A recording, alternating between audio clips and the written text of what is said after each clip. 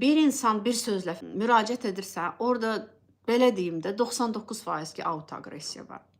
Sadəcə kimdə nətər autoaqressiyadır? Kimdə nətər?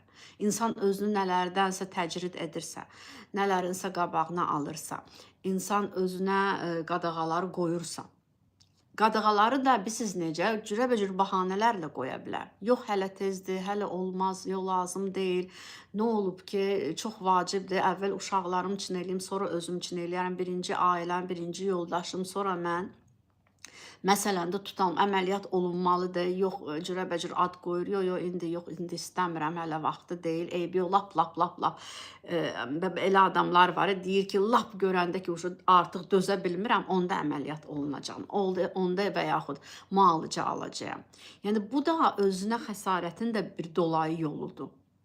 Yəni, insan var ki, siz necə uzatdıqca müalicəni tutalım və yaxud əməliyyatı, əslində burada gözləntisi də var bəlkə. Mənə görə görüm kimsə bir can yandıracaqmı, məni kimsə məcbur edəcəkmi? Ay yox, sən eləməlisən əməliyyatı, nə olursa olmalıdır, gəlib bunu biz dilə tutaq, gəlib bunu biz razı salaq. Yəni ki, bir də görsə insan məhz ona görə uzadır, hə?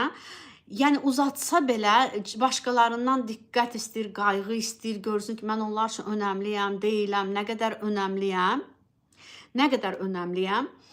Nə olur, yenə də neynir? Burada öz canına xəsarət yetirmiş olur. Çünki diqqət burada hal-hazırda başqasından gördüyü diqqət, nəinki arzusundadır, başqasından görəcəyi qayğı onun üçün, onun can sağlamlığından daha üstündür. Çünki bu barədə çox insan hələ bil acılıq çəkib. Çox boş qalıb, verilməyib, görməyib. Ya da ola bilər ki, insan var ki, o diqqəti hələ yetərincə görür, o qayğını yetərincə görür. Yox, deyir ki, hələ qoy məni gəlsinlər, razı salsınlar, qoy əl ayağıma düşsünlər, qoy desinlər, yox, sən əməliyyat olmasan, biz nə inəyərik, sənin başına bir şey gəlsə, biz dözmərik, istəyir görmək, necə deyim sizə, onların həqiqətən də aşırı dərəcədə təşviş olacaqlarmı, olmayacaqlarmı? Yəni, bu bir növ egoistlikdən də irəli gələ bilər. Amma yenə də bu da autoaqressiyadır. Yenə də. İnsan bir gözəl şeylər eləmək istəyir özü üçün, amma eləmir, sevindirmir özünü. Hə? Ağlından gündə cürəbəcür ideyalar gəlir ağlına, fantaziyalar ki, belə eləyim, elə eləyim, nə bilim, nəyisə alım, harasa gedim, kimləsə dostluq eləyim. Bilirsiniz necə, yaxşı nələr varsa, hər şeyin qarşısına alırsa, yenə də aqressiyadır bu, autoaqressiya.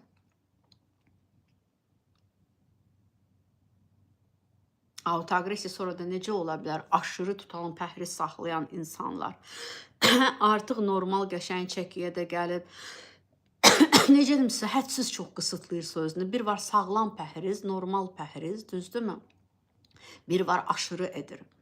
Aşırı idman edən insanları olur, yəni ki, ürəyi dayanana qədər demək olar ki, orada hardasa bədəni buna siqnallar ötürür. Görür ki, fasilə vermək lazımdır, dincəlmək lazımdır. Məsəl üçün də düzgün nəfəs orada nəfəsi alıb vermək lazımdır. Yəni ki, bir neçə qaydalara sağlamlıqla bağlı, hansını ki, insan bilirsiniz necə adi bir şeylərdir, onu anlayır, amma eləmir. Anlayır, amma eləmir. Ya da aşırı yemək yeyən insanlar. Emosional regulasiyada da bu. Ümumiyyətlə, autoaqressiya hələ özünə yönləndirdiyin aqressiya da bu emosional regulasiyadır. Sən utanc hissini, yetərsizlik hissini özündə regulasiya etməyə çalışırsan. Normaya, özünü yaxşı hiss etmək üçün, duyğularını daha tənzimlənmək üçün səndə bu autoaqressiya əslində var.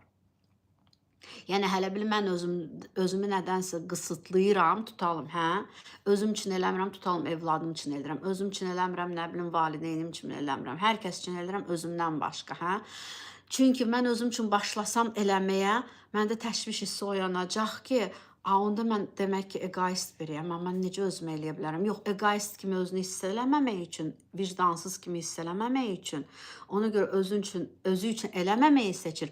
O cür də görürsünüz duyğularını regulasiya edir, təşviş hissi yaranmasın deyə.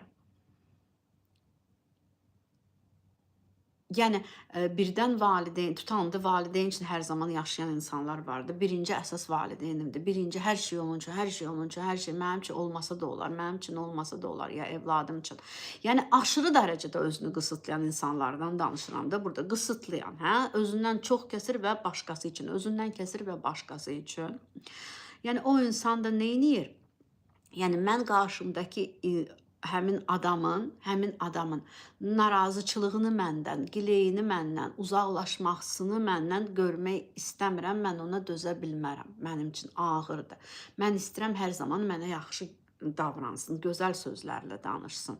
Heç olmasa normal davransın. Ona görə daim özündən ələ kəsir başqası üçün edir ki, niyə?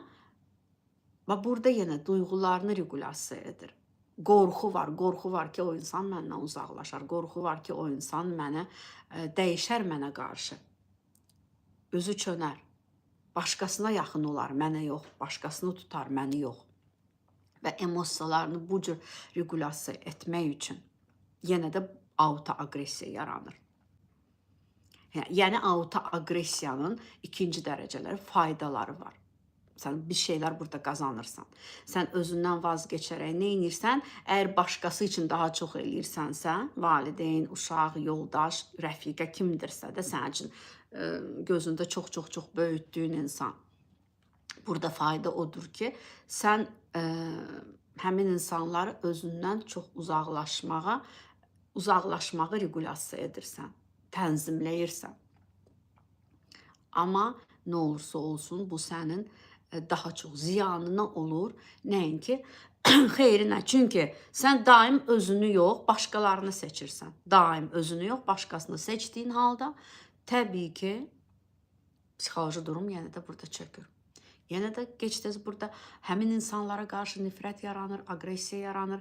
Vaxtaşırı o insanların əlbi başına vurur ki, mən sənin üçün belə eləyirəm, mən sənin üçün elə eləyirəm, amma sən məni tutalım heç axtarmırsan, sən heç tutalım ad günümdə təbrik eləmədin, sən nə bilim, nə eləmədin. Başa düşdünüz necə? Çünki insan yatırım hələ bil edir də. Yatırım edəndə nə edirsən? Gözləyirsən ki, mən yatırım edirəm, mən buradan bir şeylər alacağam da, bir şeylər qazanacağam. Yatırıma heç kəs demək olar yox, hələ elədir, heç kəs boşuna eləmir. Məsələn, insan var ki, hələ deyir ki, ancaq xeyriyyə ilə məşğuldur da. Hə, hələ bil axırıncı tikəsini belə hər kəsə mən paylayım ki, Allah yanında hələ bil ki, mən ən yaxşı bəndə sayılımdır. Onun üçün belə elə bəndə sayılım ki, mənim sorğu-sualsız məsələn cənnətə salsınlar. O qədər məsələn cəhənnəmdən qorxur ki, tutalım belə deyim də. O qədər Allahın qəzəbindən məsələn qorxur ki, deyir ki, mən Allah qoyduğu qaydadan da artığını eləyim ki, məndə şübhə olmasın ki, mən birdən onun qəzəbinə tuş gələrəm də, birdən o mənə cəhənnəmi rəva bilər. Bildiniz necə? Yəni ki, yenə də ikinci dərəcəli fayda ki, mən tutalım o dünyamı qazanıram belə, amma bu dünyada özünü qısıtlayır. Yenə də burada əslində nədir? Burada heç o tutalım da İslamın qoyduğu qaydaların da hələ bir daha artığını eləyir. Yəni ki, qoy mən daha hələ bir elə yaşayım ki, mən başımı qoyanda balışa rahat qoyum ki, bilim ki, mən özümə təmin etmişəm özümə hələ bil cənnəti. Yəni insan, bilirsiniz necə, o qədər gizli